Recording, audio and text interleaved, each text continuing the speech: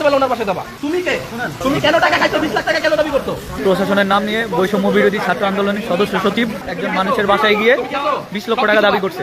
তুমি ব্যক্তিগত প্রপার্টি বা বাড়িঘরে আজকে আপনি সুযোগ পেয়ে মমতাজ গ্রেপ্তার হয়েছে, তার বাড়িঘর আপনি বুলডোজার দিয়ে ঘুরাই দিচ্ছেন। কারা করছেন, কেন করছেন? এই প্যানেলগুলো খুলে কই নিয়ে বেচা খাইছেন?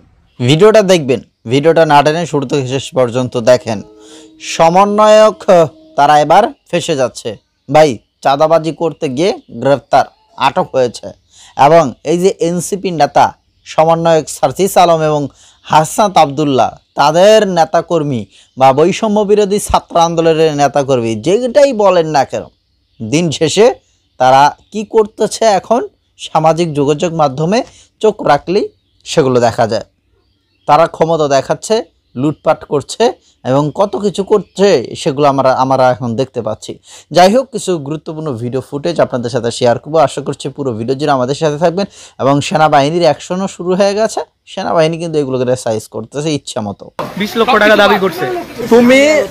তোমারে কে বলছে ওনার বাসায় রাতের 11টা বাজে যাইতে? যাওয়ার জন্য না, আমার বাসা হচ্ছে আমার শেরেবাংলা রোড পানির পাম্প।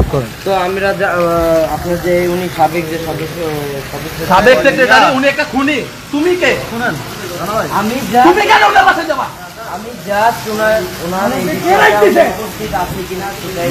তুমি কেন টাকা খাইছো? 20 লাখ টাকা কেন দাবি করছো? আমি তোমার পাশের লোক দাবি তো করছে। ওরা ডাক দাও। 20,000 টাকা নিছে। তুমি কি সোর্স পুলিশের? আমি অপরাধী পুলিশ, জোট পুলিশ করতে যাবে। তুমি তো পুলিশের নাম খারাপ করতেছো। প্রশাসনের নাম নিয়ে বৈষম্য বিরোধী ছাত্র আন্দোলনের সদস্য সচিব 56 নং ওয়ার্ডের একজন মানুষের বাসায় গিয়ে 20 লক্ষ টাকা দাবি করছে। তুমি কেন রাত্রেবেলা ওনার বাসায় যাবা? তুমি কে? তোমার পরিচয় দাও। তুমি কে? তুমি রাত্রেবেলা ওনার বাসায় যাবা? তুমি বাসায় যা ওনারা পাইছো, ওনারা ধরে পুলিশে উঠাই দিল না কেন? ওটাই কেন দিল না? ওনার নামে মামলা আছে। তুমি মামলা চার্জশিট দাও।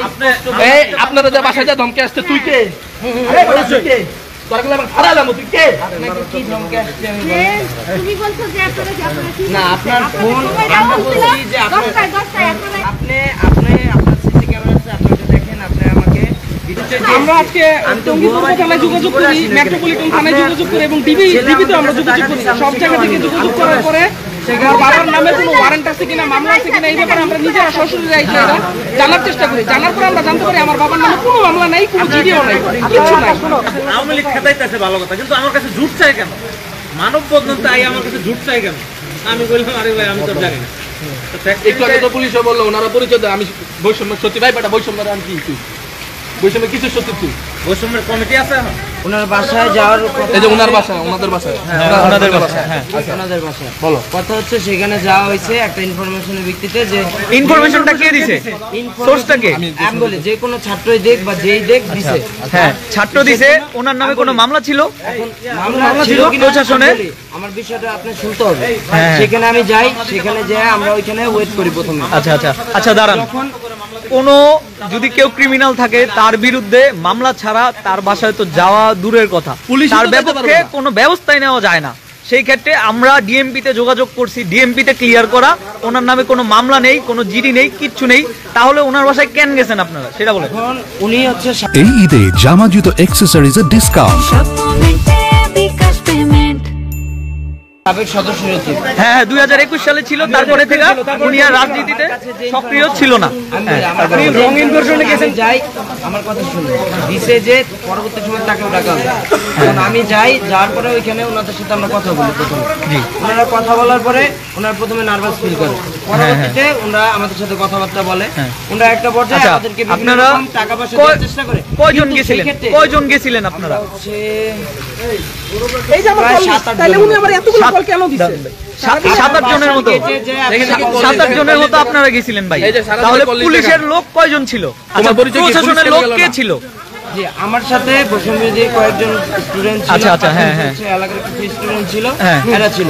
এখন না, কেউ বৈরাগত বৈষম্য বিষয়ী বৈষম্য বিরোধী ছাত্র আন্দোলন আপনারা গেছিল, তুমি নির্দিষ্ট করে বলো। আমার সাথে নির্দিষ্ট করে বলো। 4 জন গেছিল। আচ্ছা, 4 জন গেছিল। আপনারা স্টুডেন্ট বৈষম্য বিরোধী ছাত্র আন্দোলন, কিন্তু আপনারা হুট করে কার বাসায় গেছেন প্রশাসন ছাড়া? একটু বড় প্রশাসন ছাড়া আপনারা গেছেন। প্রশাসনের কে ছিল নাম বলেন? কারণ কোন একটা নির্দিষ্ট ছাড়া কেউ যাবে না প্রশাসন ছাড়া। নাম বলেন, নাম বাগায় টাকা খায়। নাম বলেন। ওইখানে ছিল হচ্ছে বৈষম্যের পরিচয় দিয়া, পুলিশের পরিচয় দিয়া, নাম ভাঙা চাঁদাবাজি করে 20 লক্ষ টাকা চাঁদা চাইছে ওনারা।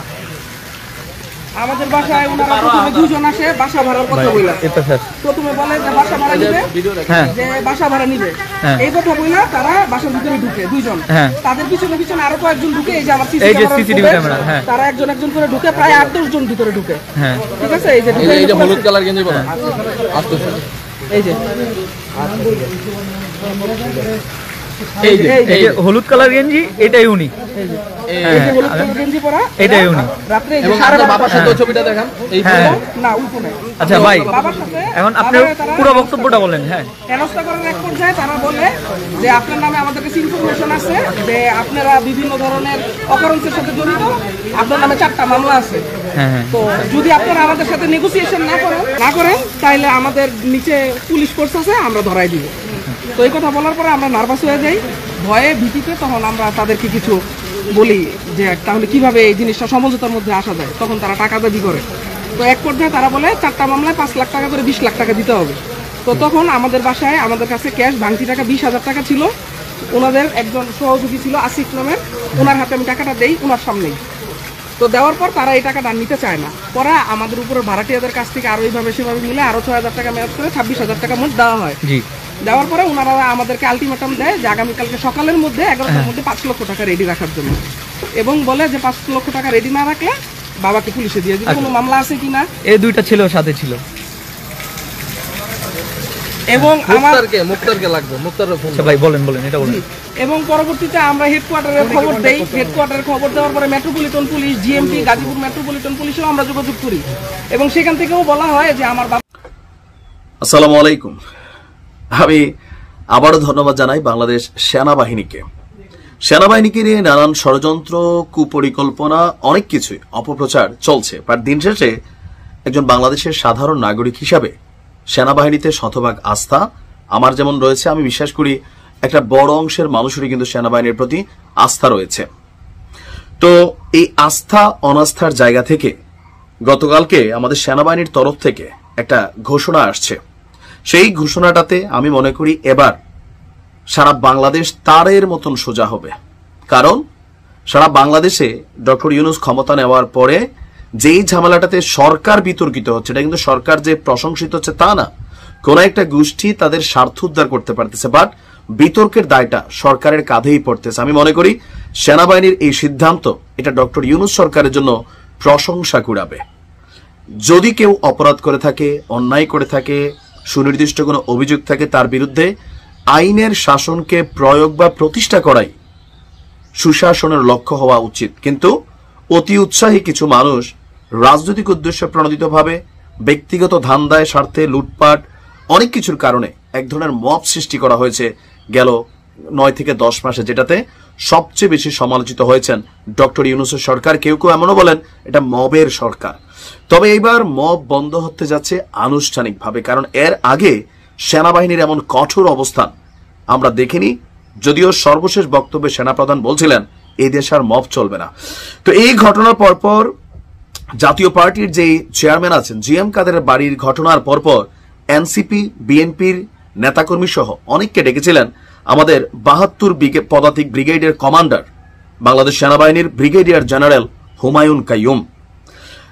জাতীয় পার্টির নেতার এই ঘটনার পরিপ্রেক্ষিতে স্থানীয় বিএনপি, এনসিসি নেতাদের সাথে রংপুর স্টেডিয়ামে অস্থায়ী সেনা ক্যাম্পে তিনি ঘোষণা দিয়েছেন যে আপনার রাজনীতি বা মবের নামে দেশে নাশকতা আর কোনো সুযোগ নেই, বা মব তৈরিরও কোনো ধরনের কোনো সুযোগ নেই। আর আপনার তিনি বলছেন যে আপনার যে আমরা আনন্দিত, এনসিপি এবং বিএনপির প্রতিনিধিরা স্বপ্রণোদিত হয়ে এখানে এসেছিলেন। তাদের যে সকল কর্মী আবেগী হয়ে হোক বা যে কোনো কারণে হোক আইন নিজের হাতে তুলে নেওয়ার চেষ্টা করেছিল, কিছু কর্মকাণ্ড করেছিল, আমরা তাদেরকে চিহ্নিত করেছি, আর তারা এই জন্য সরিও বলছে। আর যেহেতু সরি বলছে সেই কারণে তাদেরকে আপাতত এখানে ক্ষমাসুন্দর দৃষ্টিতে দেখা হয়েছে। তবে এর পরে যদি কেউ ভ্যান্ডালিজম, ভাঙচুর, কোনো কিছু নষ্ট করা, কোনো মবের মাধ্যমে অন্যায়ভাবে বাধা সৃষ্টি করা বা এসব কর্মকাণ্ড শুধু রংপুরে নয়, সারা বাংলাদেশের কোথাও করার সুযোগ পাবে না, এটা সেনাবাহিনীর ওয়াদা। এবং তিনি বলছেন যে তখনই আমাকে কঠোর পাবেন বা সেনাবাহিনীকে কঠোর পাবেন যখন আপনি নিয়ম ভাঙবেন। তো সেটা যেন আমাকে করতে না হয়, সেনাবাহিনীকে করতে না হয়। তারা ভীষণ খুশি হচ্ছে, ঈদের চেয়েও বেশি খুশি হচ্ছে। তারা মনে করছে, তারা ভাবছে, হ্যাঁ বাছা এইবার দেখো ঠিক আছে।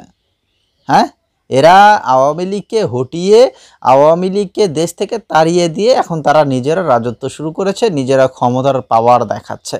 সো এখনও তারা ক্ষমতাতে আসেই নাই, তার আগেই তাদের নেতাকর্মীরা, তাদের বৈষম্য বিরোধী ছাত্র আন্দোলন তারা যে করেছে, মিছিল মিটিং করেছে, এই জন্য তারা যা খুশি তাই করবে। এরকম আমরা নজিরবিহীন ঘটনা অনেক দেখেছি, এর আগেও দেখেছি।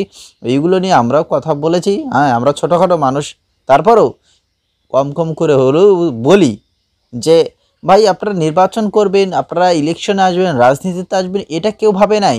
যদি সবাই ভাবতো, জানতো, তাহলে আপনাদের পাশে কেউ যাইতো না।